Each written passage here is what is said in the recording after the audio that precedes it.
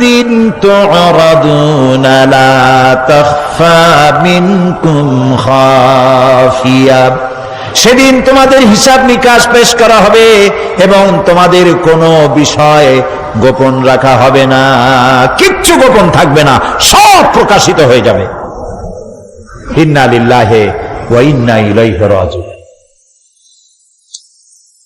আল্লাহ তাআলা বলেন, ইয়াউমাইযিন ইয়াসদুরুন নাসু আশতাতান লিয়ুরাউ আ'মালাহুম ফামান ইয়া'মাল মিসকালা যাররাতিন খায়রান ইয়ারা ওয়া মান ইয়া'মাল মিসকালা যাররাতিন শাররান ইয়ারা। সেদিন মানুষকে বিভিন্ন দলে বিভক্ত করা হবে, সব এক জায়গায় থাকবে হাসরে মানুষ।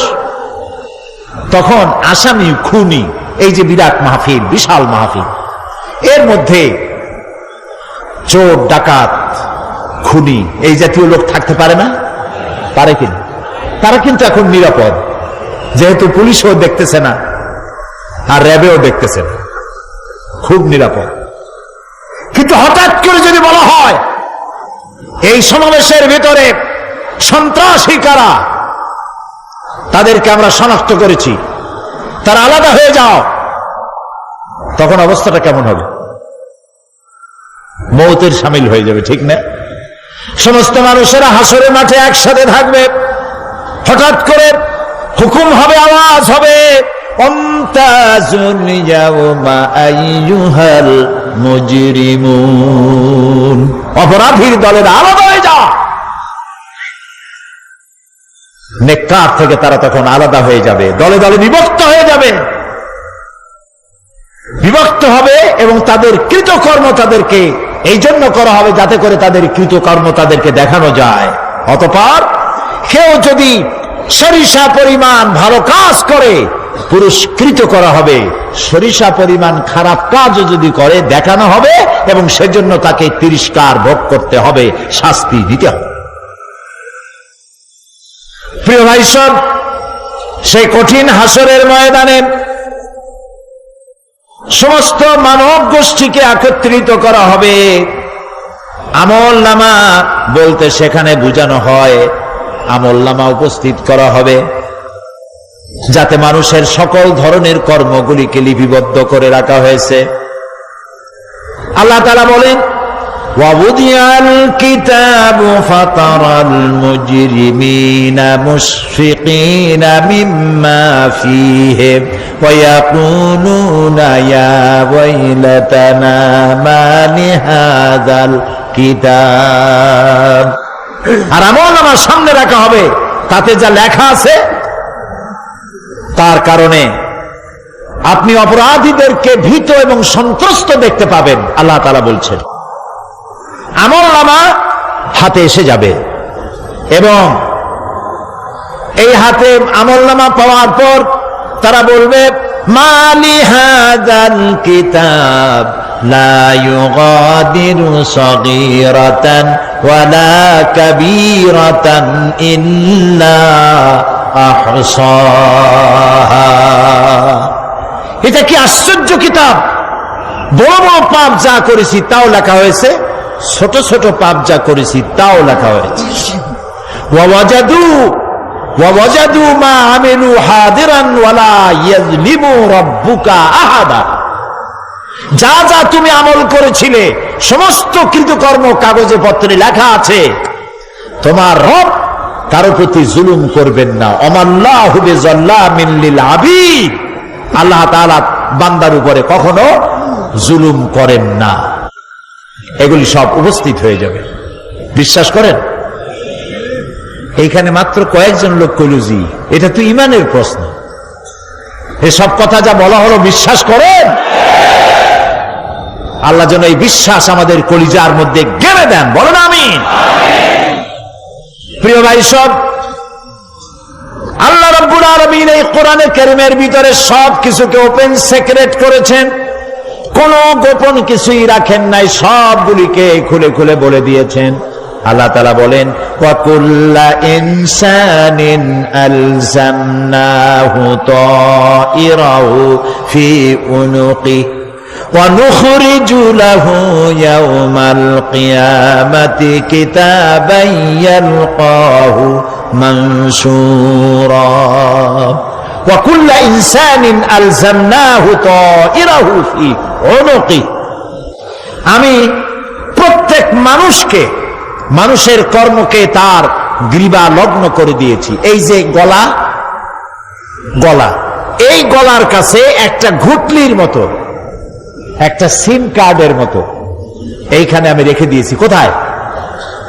কোন গলায়? কে বলতেছেন এ কথা? এই ঘুটলির ভিতরে তুমি যা করতেছো সব লিপিবদ্ধ হচ্ছে। সুবহানাল্লাহ বলেন।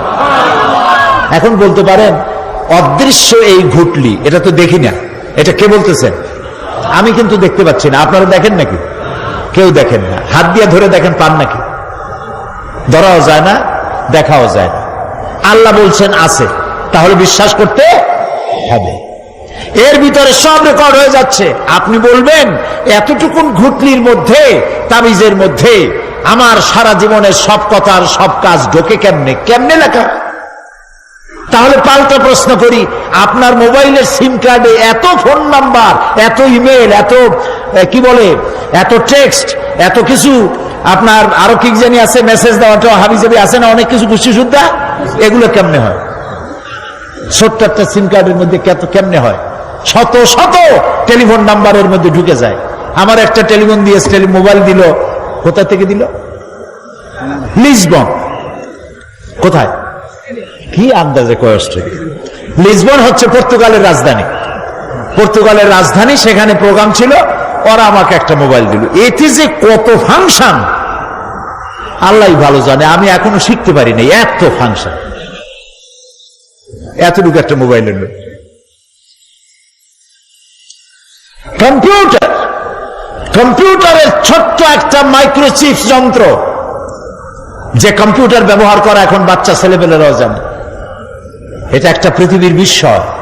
এই কম্পিউটার, আপনি যান ব্যাংকে, কম্পিউটারের ছোট্ট সেই মাইক্রোচিপসের মধ্যে সারা চট্টগ্রামের সমস্ত মানুষের টাকা লেনদেন, ট্রানজেকশন, এর যা কিছু আপনি করেছেন সব কিছুর হিসাব এখানে রয়েছে, আছে না?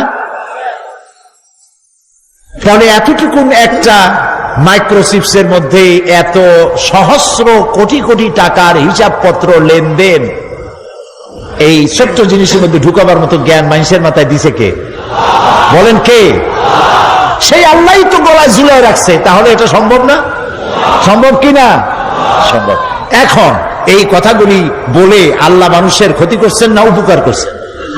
উপকার করেছেন। এইটা যদি আমার বিশ্বাসে থাকে যে আমার গলার কাছে এরকম একটা সিম কার্ড আছে, একটা সিম আছে মোবাইলের মতো, এটা মনে করেন মোবাইলের একটা সিম গলায় ঝুলানো আছে, এটা সব উঠতেছে, যা বলেন তাই ওঠে, যা করেন তাই ওখানে লেখা হয়। সুবহানাল্লাহ। এই বিশ্বাস যদি আমার হয়, আমি ভালো মানুষ হয়ে যেতে পারবো। সুবহানাল্লাহ বলে। আমি খারাপ কাজ করতেই পারবো না। এই জন্য আল্লাহ পরকালের এই কথাগুলি কোরআনে কারীমের মধ্যে এত বেশি করে বলেছে। মানুষের চরিত্রবান হওয়ার জন্য আল্লাহর ভয়, পরকালে বিশ্বাস, এর থেকে বড় ওষুধ পৃথিবীতে আর নাই। সব লেখা হচ্ছে। মানুষ বিশ্বাস করে না, এ হলো মূল কথা। যতক্ষণ মাহফিলে থাকে কেমন লাগে? এই যে বসে আছেন ঘন্টার পর ঘন্টা, কেমন লাগে? কোন বেহেশতের মতো। বাড়ির কথা মনে আছে এখন? বউর কথা মনে ওঠে? ছেলে মেয়ের কথা মনে ওঠে? সুবহানাল্লাহ কইতে ইচ্ছা করে না? মাজালিসুল ইলম হিয়া রাওদাতুম মিন রিয়াদিল জান্নাহ। এখানে ইলম আলোচনা করা হচ্ছে, কোরআন আলোচনা করা হচ্ছে। এটা তো রজবালি প্যারেড ময়দান নয়, এটা জান্নাতের টুকরা হয়ে গিয়েছে। বেহেশতের বাগানে বসে আছেন। বেহেশতে মানুষেরা দুনিয়ার কথা চিন্তা করবে না। দুনিয়া কি? এটা পায়খানা। এখানে আসছিল ওই পায়খানা করার জন্য, এটা পায়খানা। আর মানুষেরা পায়খানা সাজাবার কাজে ব্যস্ত আছে, আসল ঘর ভুলে গেছে। আসল ঘর কোনটা? প্রিয় ভাই, সব মানুষ বোঝে না, ভুলে যায়।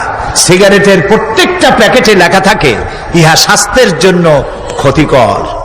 তারপরেও কি টানা টানে দেখছেন, বিশ্বাস করেন, গা সহ হয়ে গেছে।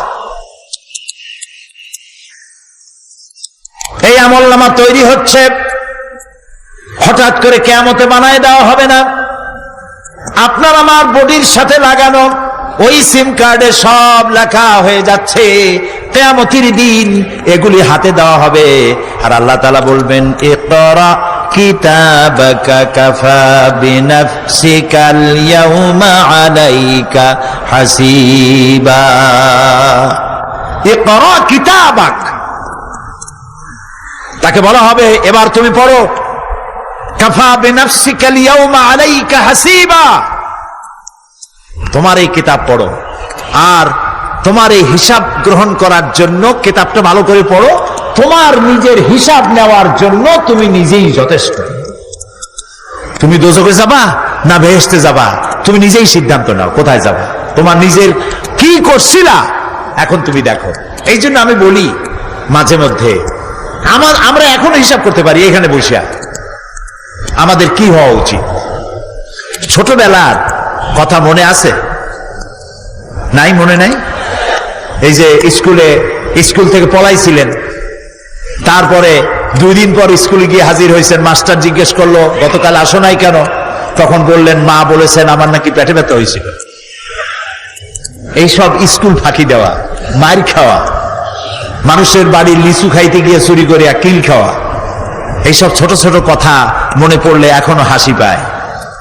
এসব কথা মনে আছে না? ছোট ছোট কথা, ছোট ছোট কথাগুলি যদি মনে থাকে তাহলে কোন হোটেলে, কোন বাগানে, কোথায় কোন পাপ করেছেন তা মনে নাই।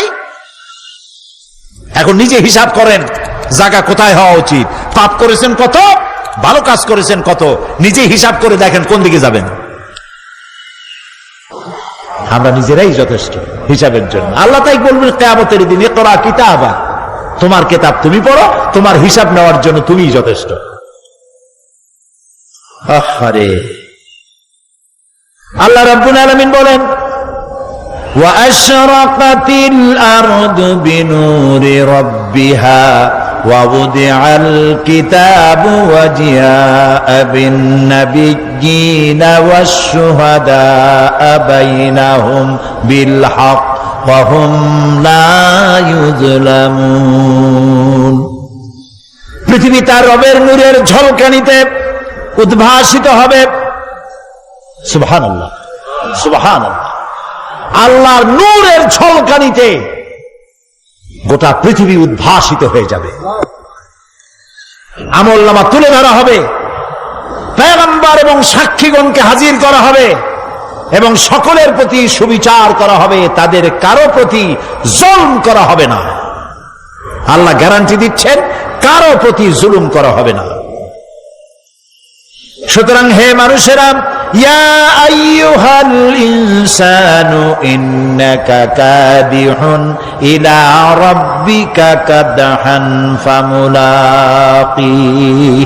হে মানুষ, তোমার পালনকর্তা পর্যন্ত পৌঁছতে তোমাকে অনেক কষ্ট করতে হবে, এরপর তুমি তার সাক্ষাৎ পাবে।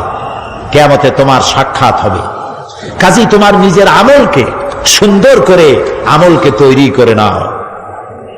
فَأَمَّا مَنْ أُوتِيَ كِتَابَهُ بِيَمِينِهِ فَسَوْفَ يُحَاسَبُ حِسَابًا يَسِيرًا وَيَنْقَلِبُ إِلَى أَهْلِهِ مسرورا। সুবহানাল্লাহ, সুবহানাল্লাহ। যার ডান হাতে আমলনামা দেওয়া হবে, কিয়ামতের দিন আমলনামাগুলি উড়িয়ে দেওয়া হবে। ইমানদারের সামনে থেকে কোন হাতে, আর বেঈমানের পিছন থেকে বাম। এই আমলনামা যখন যার ডান হাতে আমলনামা পৌঁছে যাবে, তার হিসাব নিকাশ সহজ হয়ে যাবে। আমলনামা হাতে করে আনন্দ চিত্তে সে আপন পরিবারের সঙ্গে মিলিত হতে পারবে। সুবহানাল্লাহ। আল্লাহ কিয়ামতের দিন দয়া করে আমাদের আমলনামা আমাদের ডাইন হাতে দিয়ে দিও। আল্লাহ তাআলা দয়া করে আমাদের হাতে, আমাদের ডান হাতে আমাদের আমলনামা দিও। দয়া করে আমাদের আমলনামা আমাদের ডান হাতে দিও। আনন্দ চিত্তে পরিবারের সঙ্গে দেখা করে সব পরিবার, মা বাপ, স্ত্রী পুত্র, পরিজন, ভাই বোন, বন্ধু বান্ধব নিয়ে এক জান্নাতে থাকার তৌফিক দিও। আয় আল্লাহ, বিগত 26 বছর যারাই মাহফিলে এসেছেন তাদেরকে নিয়ে এক জান্নাতে থাকার আমাদেরকে তৌফিক দিয়ে দিও। وَأَمَّا مَنْ أُوتِيَ كِتَابَهُ وَرَاءَ ظَهْرِهِ فَسَوْفَ يَدْعُو ثُبُورًا وَيَصْلَى سَعِيرًا। আর যার আমলনামা পিছন থেকে বাম হাতে আসবে সে তো মৃত্যুকে আহ্বান করতে থাকবে, মৃত্যুকে ডাকবে। এর থেকে যদি মরে যেতে পারতাম তাও ভালো হইতো। তার আর উপায় থাকবে না, তার জায়গা হবে জাহান্নামে। নাউযুবিল্লাহ। আমরা সবাই বলি নাউযুবিল্লাহ। এরপরে আল্লাহ রাব্বুল আলামিন মিজান খাড়া করবেন, দাড়িপাল্লা। মিজান কি? দাড়িপাল্লা। ইনসাফ কি মুকদ্দাস তারাজু। ইনসাফের প্রতীক কি? তাও করতে পারেন না, জোরে বল না। এটা হচ্ছে ইনসাফের প্রতীক। সুপ্রিম কোর্ট ঢাকা, সুপ্রিম কোর্টের সামনে বিশাল দাড়িপাল্লা টানানো, দেখছেন না? মানুষেরা তো বোঝে না, গ্রাম দিয়ে লোকেরা যায়, যাই এটা দেখে কয় যে ওরে বাবা, জামাত ইসলামের এত বড় অফিস। দাড়িপাল্লা তো জামাত ইসলামের না, এটা ইনসাফের প্রতীক। তারা ক্ষমতায় গেলে ইনসাফ করবে এটা বুঝাবার জন্য এই প্রতীককে গ্রহণ করেছে। আল্লাহ যেন ইনসাফ করার তৌফিক দিয়ে দেয়। বলুন আমিন, জোরে বলেন আমিন। কিয়ামতের দিন এই দাড়িপাল্লা মিজান আল্লাহ তাআলা প্রতিষ্ঠিত করবেন, এবং এই মিজানে যার পুণ্য পাল্লা ভারী হবে সে কৃতকার্য, আর যার পাল্লা হালকা হবে আহা সব শেষ। আল্লাহ রাব্বুল আলামিন বলেন, وَنَضَعُ الْمَوَازِينَ الْقِسْطَ لِيَوْمِ الْقِيَامَةِ فَلَا تُظْلَمُ نَفْسٌ شَيْئًا وَإِنْ كَانَ مِثْقَالَ حَبَّةٍ مِّنْ خَرْدَلٍ أَتَيْنَا بِهَا وَكَفَى بِنَا حَاسِبِينَ। আমি কিয়ামতের দিন ন্যায় বিচারের মানদণ্ড স্থাপন করব। তখন কারো প্রতি অবিচার করা হবে না। যদি কোনো আমল সরিষার দানা পরিমাণ হয় আমি তা হাজির করব। সুবহানাল্লাহ, সুবহানাল্লাহ। এবং হিসাব গ্রহণের জন্য আমি যথেষ্ট। এবং হিসাব মানুষেরা মনে করবে এত মানুষ, আদম আলাইহিস সালাম থেকে নিয়ে পর্যন্ত, এখান থেকে নিয়ে কিয়ামত পর্যন্ত সব মানুষের তো উঠবে সেমন হিসাব হবে নাকি? একজন একজন করে হিসাব হবে। আল্লাহ বলছেন, আল্লাহ সারিউল হিসাব, দ্রুত হিসাব নিতে সক্ষম। আল্লাহ নিজের কানে নিজে শুনবেন, অন্যের মাধ্যমে নয়, নিজে শুনবেন। প্রত্যেক আর আসামির কাছ থেকে, লোকদের কাছ থেকে তার বক্তব্য শুনবেন। ভায়া মিডিয়া শুনবেন না, নিজেই শুনবেন। আল্লাহর কান আছে না, চোখ আছে না? লোকেরা এই যে বইপত্রে লেখে আল্লাহ হচ্ছেন নিরাকার, কত বড় বাজে কথা। আল্লাহ নিরাকার, আমরা এমন এক আল্লাহর ইবাদত করি তিনি আমাদের কিছু শুনতে পান না, কান টান নাই, তিনি আমাদের কিছু দেখতে পান না। এরকম নাকি আল্লাহ তাআলা? আল্লাহ তাআলা কোরআন শরীফে বলেছেন আল্লাহর হাত, আল্লাহর পা, আল্লাহর চোখ, আল্লাহর মুখ। তবে এগুলি কি রকম? আল্লাহর হাত, পা, চোখ কেমন, আকারটা কেমন? এর একটাই জবাব। কয়টা জবাব? জোরে বলেন। একটাই জবাব, আল্লাহর যেমন হওয়া উচিত তেমন। সুবহানাল্লাহ বলেন, সুবহানাল্লাহ বলেন। এর থেকে আর কোনো জবাব নাই, এই একটাই জবাব, আল্লাহর যেমন হওয়া উচিত ঠিক তেমন। লাইসা কামিসলিহি শাইউন, আল্লাহর অনুরূপ, আল্লাহর মতো আকাশেও কিছু নাই, জমিনেও কিছু নাই। এটা আমাদের ঈমান, এটা আমাদের কি? সুতরাং তিনি জুলুম করবেন না এবং হিসাব নেবেন, আর যথার্থ হিসাব নেবেন, সেখানে কারো প্রতি কোনো জুলুম করা হবে না।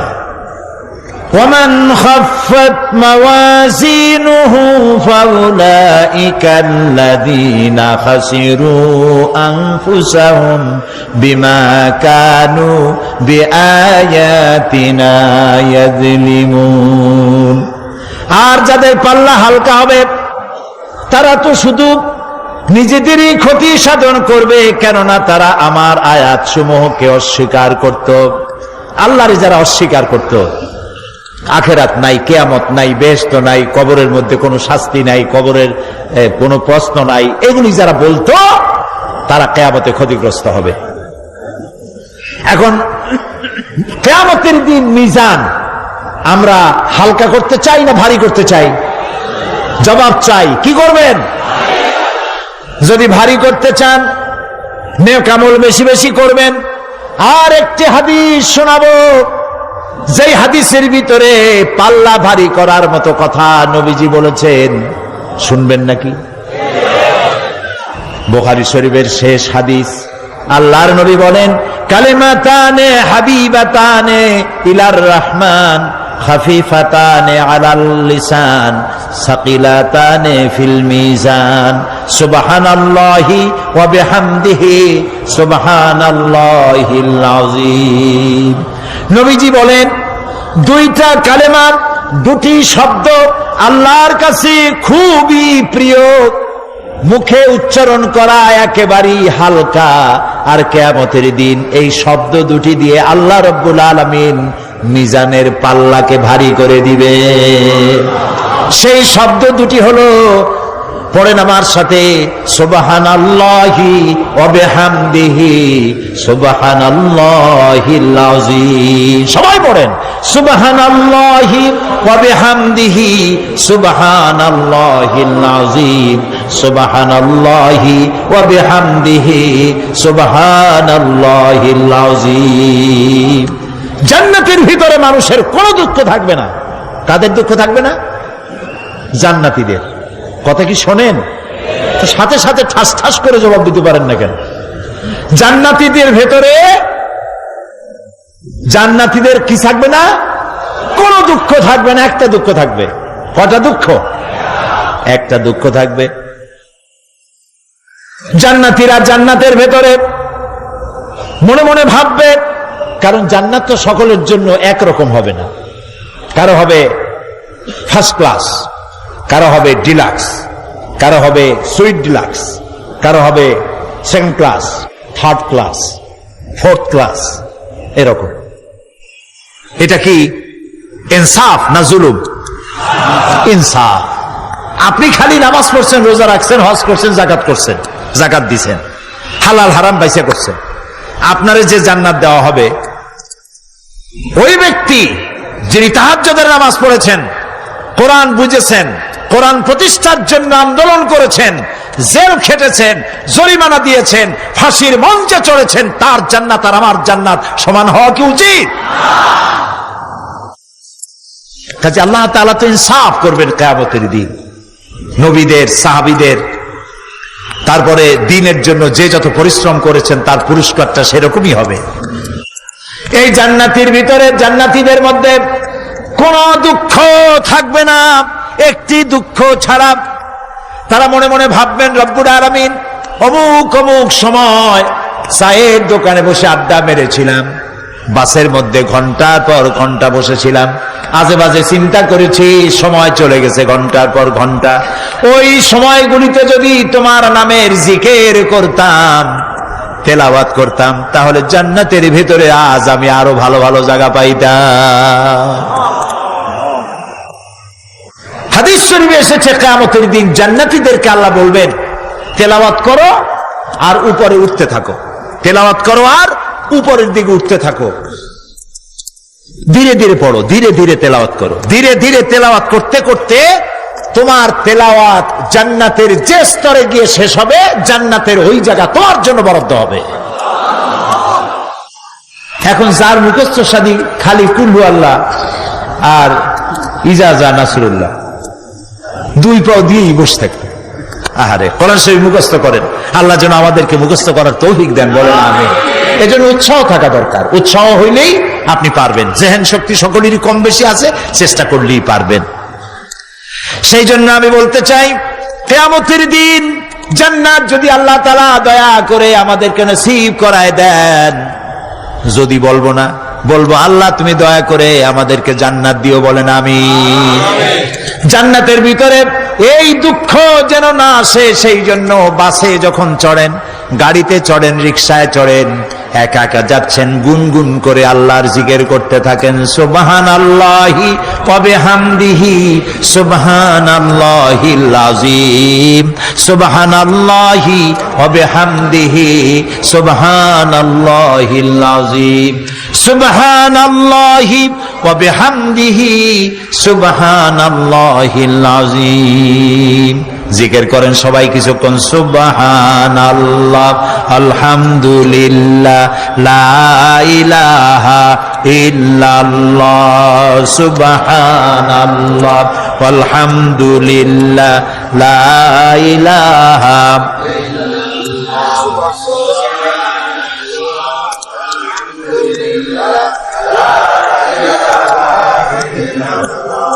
ভালো লাগে না?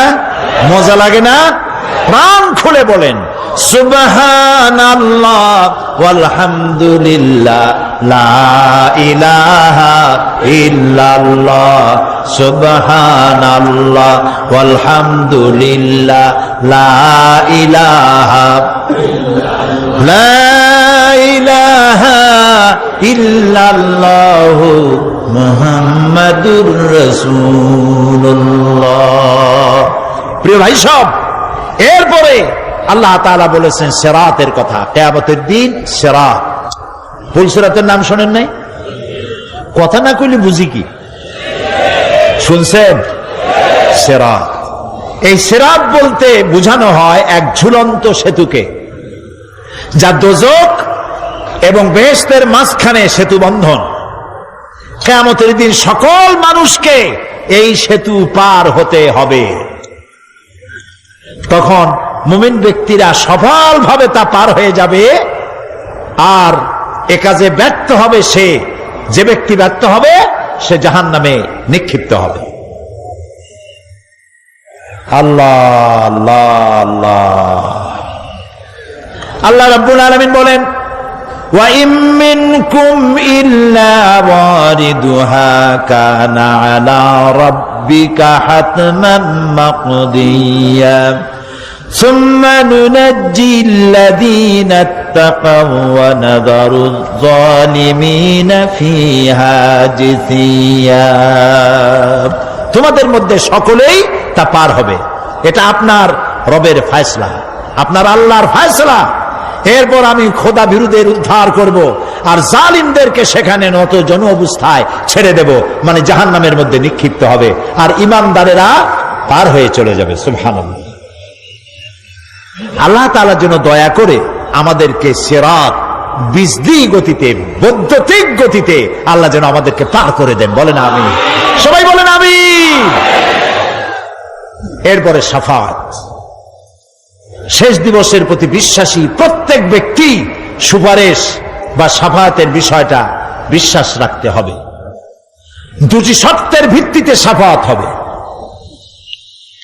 সুপারিশকারী সুপারিশের জন্য আল্লাহর অনুমতি লাগবে, আর শাফায়াতকৃত ব্যক্তির জন্য আল্লাহর সন্তুষ্টি প্রয়োজন। এই দুটি শর্ত। প্রথম শর্তের প্রতি ইঙ্গিত করে আল্লাহ তাআলা বলেছেন, যেটা আমরা আয়াতুল কুরসির মধ্যে পড়ি, মান যাল্লাযী ইয়াশফাউ ইনদাহু ইল্লা বিইজনিহি। এমন কে আছে যে অনুমতি ব্যতীত আল্লাহর কাছে সুপারিশ করতে পারে? আছে কেউ? কেউ নেই। একথা মনেই করবেন না যে কোন পীর সাহেবের কাছে মুরিদ হইছেন, আমি এরকম পীরের খবরও জানি।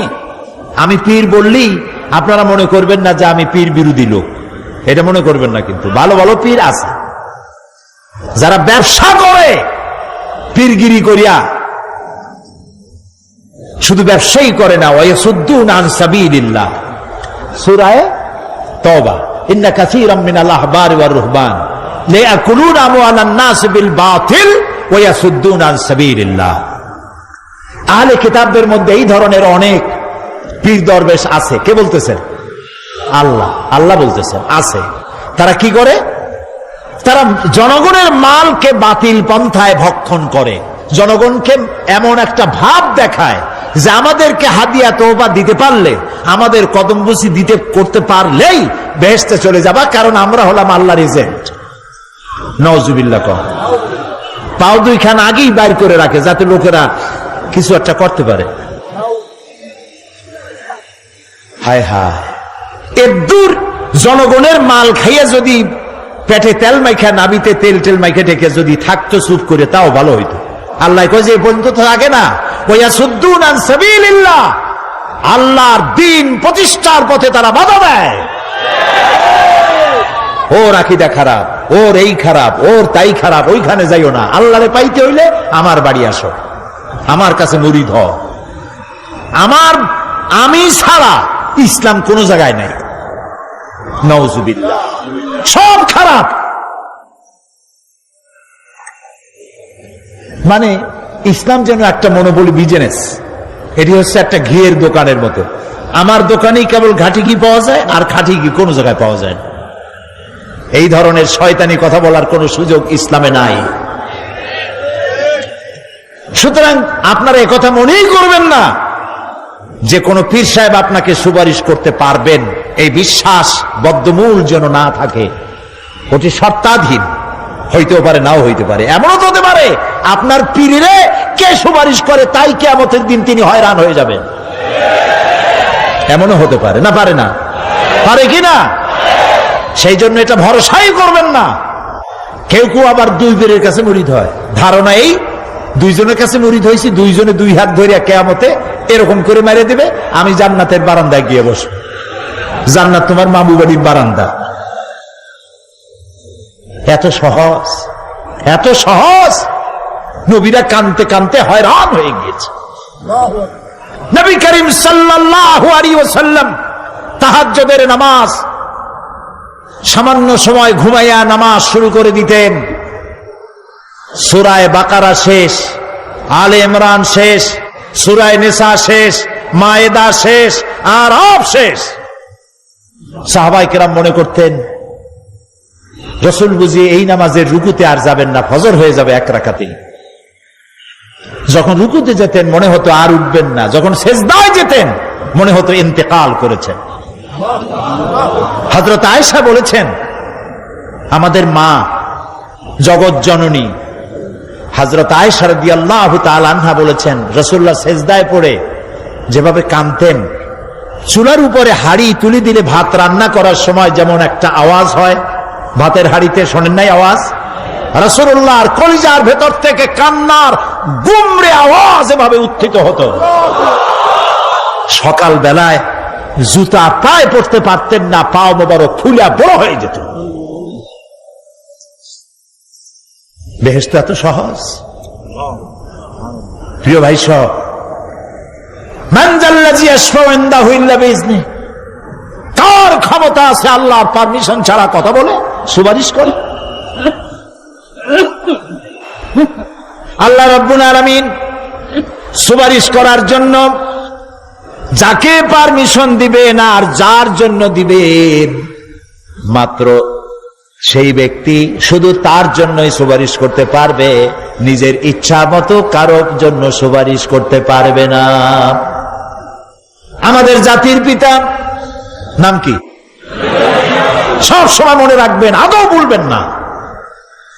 এই প্রশ্নে কোনো আপোষ নাই। জাতির পিতা কে?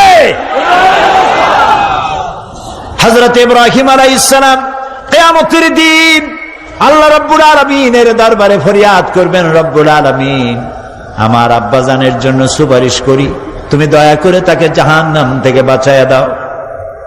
রব্বুল আলামিন বলবেন, ইব্রাহিম তোমার এই সুপারিশ মঞ্জুর হলো না। ইব্রাহিম আলাইহিস সালামের সুপারিশ মঞ্জুর হবে না।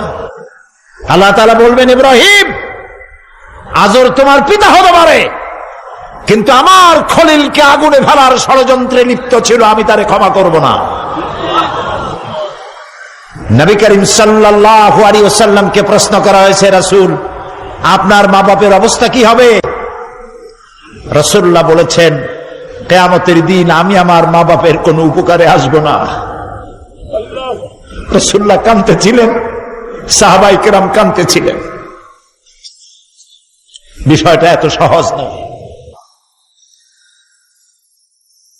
দ্বিতীয় শর্ত হলো ওয়ালা ইয়াশফাউনা ইল্লা লিমান ইরতাদা ওয়া হুম মিন খাশিয়াতিহি মুশফিকুন। আল্লাহ তাআলা যার প্রতি সন্তুষ্ট তারা কেবল তার জন্যই সুপারিশ করতে পারবে। বস্তুত সেদিন তারা আল্লাহর ভয় সকলেই ভীত সন্ত্রস্ত থাকবে। কি এর সুপারিশ? ভয়ের চোটে থাকবে অস্থির।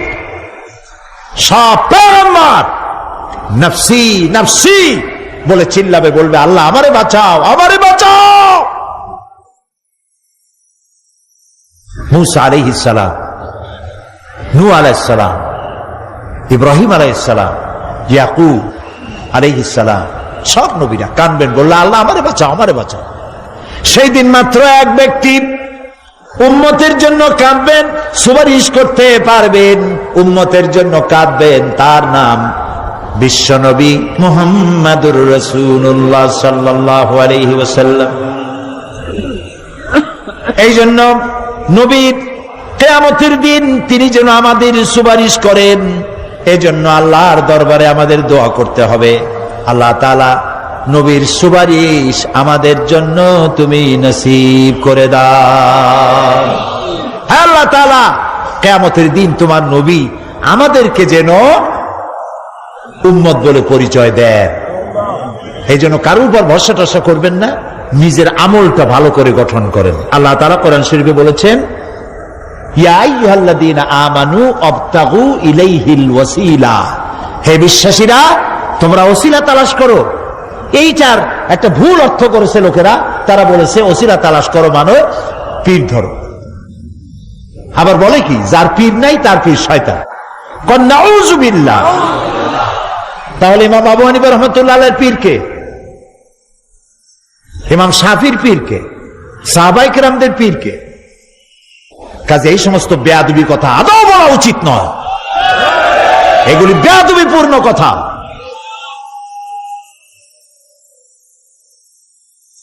প্রিয় ভাই সব,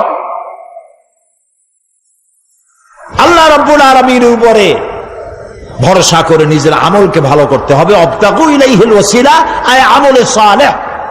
আবতাগু ইলাইহিল ওয়াসিলা, তুমি নেক আমলের ওসিলা ধরো আল্লাহর কাছে, নিজের আমলগুলিকে ভালো বানাও, ভালো ভালো কাজ করো।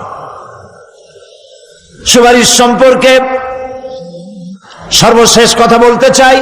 আল্লাহ রাব্বুল আলামিন বলেন, কুল লিল্লাহিস শাফাআতু জামিআ লাহু মুলকুস সামাওয়াতি ওয়াল আরদি সুম্মা ইলাইহি তুরজাউন।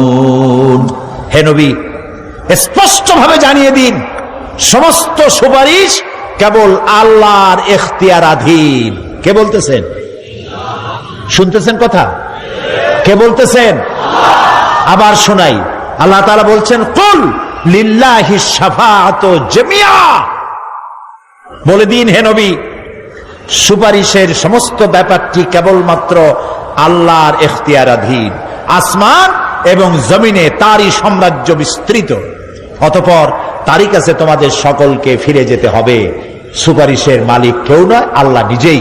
তিনি যাকে পারমিশন দিবেন, যার জন্য পারমিশন দিবেন, তাছাড়া আর কোনো উপায় নেই। প্রিয় ভাই সব, এতক্ষণ যে আলোচনা করলাম এর দ্বারা প্রমাণিত হলো এ দুনিয়া ক্ষণস্থায়ী এবং আখিরাত চিরস্থায়ী। সুবহানাল্লাহ বলবেন না? এ দুনিয়া কি আর আখিরাত কি? চিরস্থায়ী। দুনিয়ার মহব্বত আমরা কোনটারে মহব্বত করি, আখিরাত না দুনিয়া? কোন বলতে লজ্জা করে? দুনিয়ারে ভালোবাসি বেশি, এতে কোনো সন্দেহ আছে? নবীজি বলেছেন, লাউ কানা লিইবনি আদামা ওয়াদিম মিন যাহাবিন লাহাব্বা ইয়াকুনা লাহু সানিন। যদি একটা আদম সন্তানকে যদি একটা মাঠ ভরে সোনা দেওয়া হয়, সে ব্যক্তি বলবে, আল্লাহ আমারে যদি আরো একটা মাঠ ভরে সোনা দিতে ভালো হইতো। নবীজি বলেন, আদম সন্তানের পেট কবরের মাটি ছাড়া কোনো কিছু দিয়া ভরবে না। এই দুনিয়ার পিছনে দৌড়ায় কোনো লাভ নাই।